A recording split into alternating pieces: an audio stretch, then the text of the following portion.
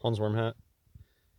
In this video, I want to talk about eunuch features, eunuchoid features, and a really telling, well, the hands can tell you a lot. And specifically, eunuchs have long fingers. And I've said this before in my videos. It's something that I've just always noticed. I've always noticed that the guys around me had way longer fingers than I had. And when they're in about middle school age, that's when they start they're they're getting on all their hormone treatments, and they're also learning a lot of the different physiological differences. Middle school age, you'll probably hear people talk about childbearing hips for the first time. I have memories in middle school of people talking about finger lengths, different finger lengths. Oh, if this finger is bigger than this finger, it means you have a small whatever. Just different. And thinking back, what the invert children were probably telling me the opposite and trying to put me down. It's actually something that I should say before I forget to say it. One of the biggest hypocrisies of these people, and the Bible talks about hypocrites. What's the whole point of the book Catcher in the Rye? Is this person is sick of being around all the phonies all the time. They are phonies. Everything they do is fake. And one of the biggest fake mind games that they play is while preaching, oh, everybody comes in all shapes and sizes. We need to accept everybody's body for how it is, which is like fine. That's something that normal humans, we buy into that. That's, some of their arguments have to be grounded in something good. They can't just be blatantly psychotic all the time. So they say, yeah, bodies come in all shapes and sizes. We should accept everybody for the way that they are. But then on the other hand, the only thing that they will ever push in the media as being attractive is the image of the Baphomet, an MTF or an FTM. So on one hand, how could you claim that everybody comes in all shapes and sizes, but then in the media it's nothing but strats? How could you claim all shapes and sizes, but then, obviously no real men in the spotlight? And that's the biggest one. They don't want people to know about real men being rare. And if they really thought that what they were doing was good, they wouldn't have to be secret about it. They would just let everybody know. Yeah, there's free martins, there's men, make your choice. It's the reason they keep it all secret is because they know people want the real thing. A natural woman is going to want a natural man over a free martin. It's just the way it is. A natural man is going to want a natural woman over a strat. It's just the way it is. And so they have to play these mind games and do all this magic on us, brainwash us with a TV and real life psyops. That's so the final point of this is those people who are screeching all shapes and sizes, some women have Adam's apples, blah, blah, blah, only posting the image of the Baphomet as being attractive. They go to natural humans and shame us constantly about our bodies, even though we're how we're, supposed to be. So how could you? They're total hypocrites. Trying to pretend like all shapes and sizes, like you can't shame people for their bodies, but then they relentlessly shame natural humans for their bodies. Natural women will get shamed constantly for being fat. By who? Fat free martins. It's, yeah, and if you're a natural man, people are going to tell you you're skinny all the time. Well, okay, that was just a little side rant. Here's my hand. I do not have long fingers. Eunuchs have really long fingers. Okay, one of the biggest things about digit ratio, free martins who have a penis, they were born with a penis, they are going to have a male digit ratio because the whole point of being a free martin means that you had that T exposure in utero, so you grew a penis. And that's what digit ratio shows you. Digit ratio shows you how much testosterone you received in the uterus. Really, what's more important, the difference between a bio male and a free martin. Bio males have a short index finger. It's like not only is my ring finger long, but my index finger is short. And free martins often have like both of them are long. It's just that the ring finger's like a little bit longer, but I don't know. The angle's not perfect here. This one, see, there's a thing with angles too when it comes to hands. Because this one, it looks more pronounced. See how it looks like my index finger's short? I really do have a short index finger. Whereas free martins, it's like both of them are long. Their index finger's long and their ring finger's long. It's just that their ring finger might be a little bit longer. Here's more obvious. And straight across knuckles, low fat in the hand, very vascular, veiny, large knuckles. Straight across, palm of the hand is rectangular, not like sloped. That's eunuchs get long hands. Like here, we'll see, because I have something. Eunuchs have long fingers. Do you see how long those fingers? This doesn't look normal.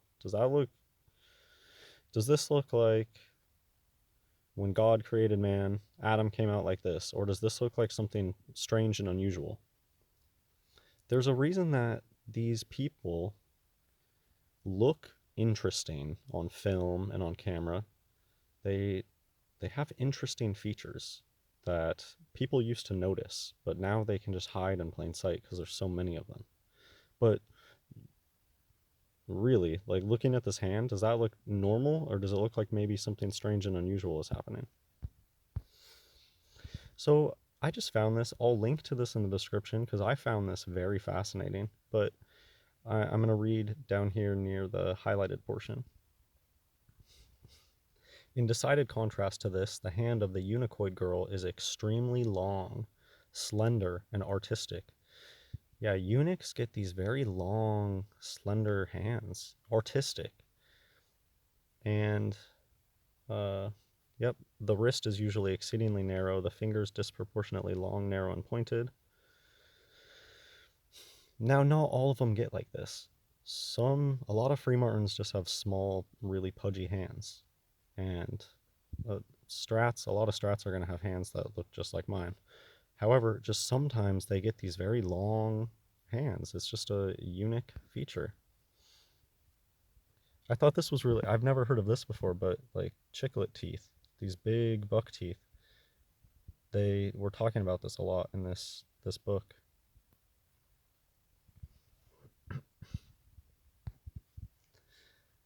Large upper incisors with small upper canines.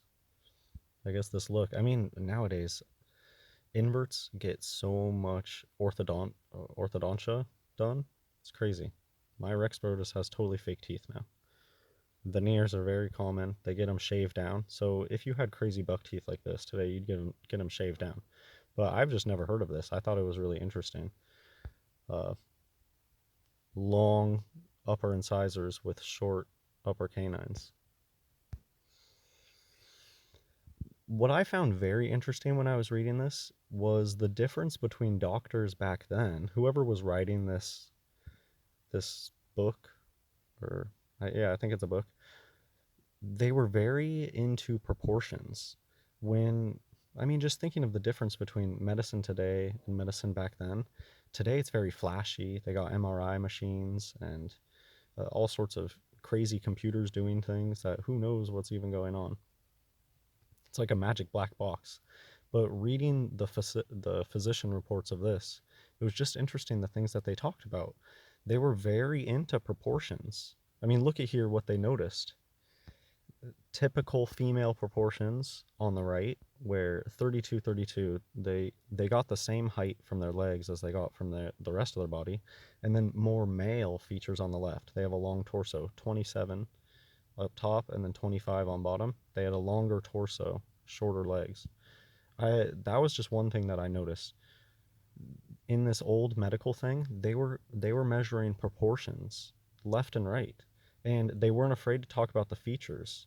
It's today You cannot do that. You cannot say, oh, you look strange. These features about you are odd. Your proportions here are odd. Doctors can't talk like that today. Doctors can hardly tell fat people to lose weight today. So that was a big thing that I found very interesting. The doctors in this medical book or whatever, I'll link it in the description. They were very interested in the proportions of these people. Okay, the finger thing. I'll just end talking about the finger thing. Yeah, eunuchs have long fingers. Piano hand. Think of like elegant piano playing hands. My hands are short and stubby.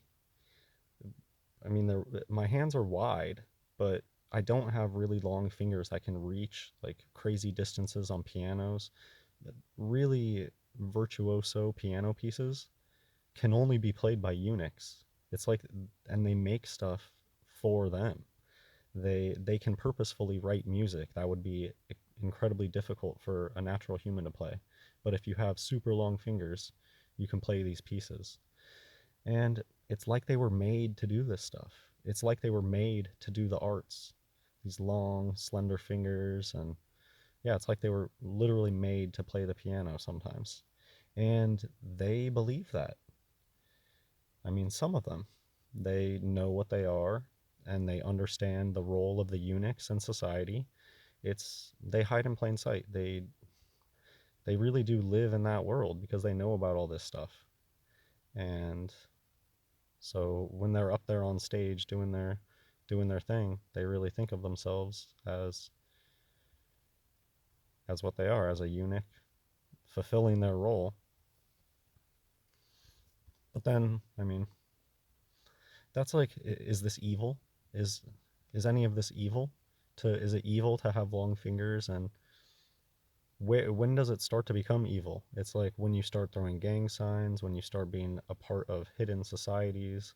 That's that's just one thing that I still can't get past. All the people that claim to be Christian and then they try to subtly throw triad clause and stuff. It's just not compatible in my mind. You can't follow Christ and be a part of a secret handshake club. That's so dumb.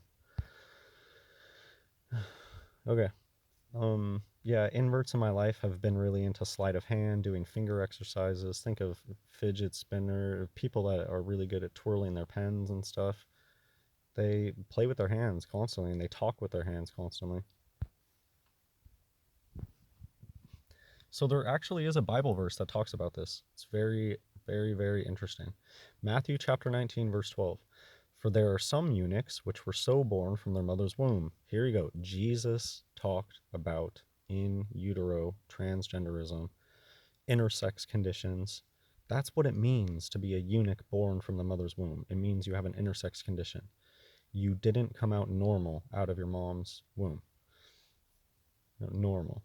And there are some eunuchs which were made eunuchs of men. And there be eunuchs which have made themselves eunuchs for the kingdom of heaven's sake.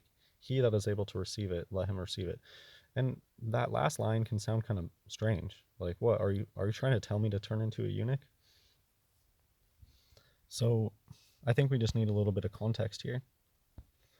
When does this come up? So Jesus said this after he was being questioned about divorce. And it's funny because they asked Jesus like twice about divorce. They were like, "Oh, what happens if we want a divorce?" And Jesus gave him an answer. And then they asked him again. They were like, "Oh, but Moses, see, why did Moses then command to give a writing of divorcement?" And then Jesus basically said, "Well, because he knew that your hearts were hard." But then Jesus gives the truth. I say unto you, whosoever shall put away his wife except it be for fornication and shall marry another committeth adultery. So this is the context. His disciples say unto him, if the case of the man be so with his wife, they're like, oh, if I can't divorce my wife, then you just shouldn't get married. That was their response. So this is the context where this eunuch of the mother's womb pops up. So these people say, oh, well, if that's the case, if I can't get a divorce, then it's not good to marry. But then Jesus said unto them, all men cannot receive this saying, save they to whom it is given. For there are some eunuchs which were so this is the context. And so that's what he's saying is, well, some people can't handle this, that a man and a woman, once you're married, once you're together in the eyes of God, you never break it apart. They say, well, that sucks, I shouldn't get married. And then Jesus says, well, not everybody can do that. And then he goes on and starts talking about eunuchs. There's eunuchs. And so I think he's completing the thought. Well, the people who aren't aren't able to become a man and a wife and stay like that forever. And then he starts talking about eunuchs. I just find that very interesting. And then he says, well, some people are just born that way.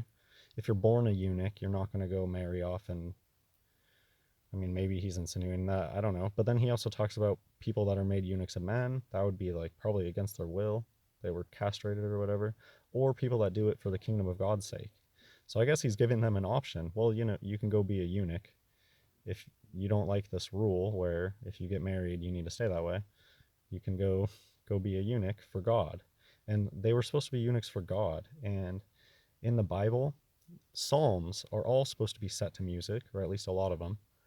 And in the Old Testament, they're always throwing up crazy, I don't know, symbols and playing music. I don't know what it was like. We don't have any idea really what was going on, but the point is, music is supposed to be a big part of worship. And even today, you can see that most modern Christian churches, they make it almost entirely about music, but it's just a bunch of free martins who think they're bards and showing off basically. Like, I don't know how glorifying it is. And yeah, they're a bunch of gang sign throwing. How genuine can you be if you're a part of some secret club that you're not telling people about? That is not anything I can never get past that. I will never be okay with people that throw secret gang club signs and 33 orange through life. Okay, so yeah, that's it. Eunuchs have long fingers. That's one of the many features that eunuchs have, and it's not discriminatory to start paying attention to people's body proportions. And the very people who screech at you about all shapes and sizes, oh, women can have Adam's apples too, men don't have to have Adam's apples. The same people that screech that, they were the ones making fun of bio women in school. They were the ones making fun of regular men, telling them that they're too skinny.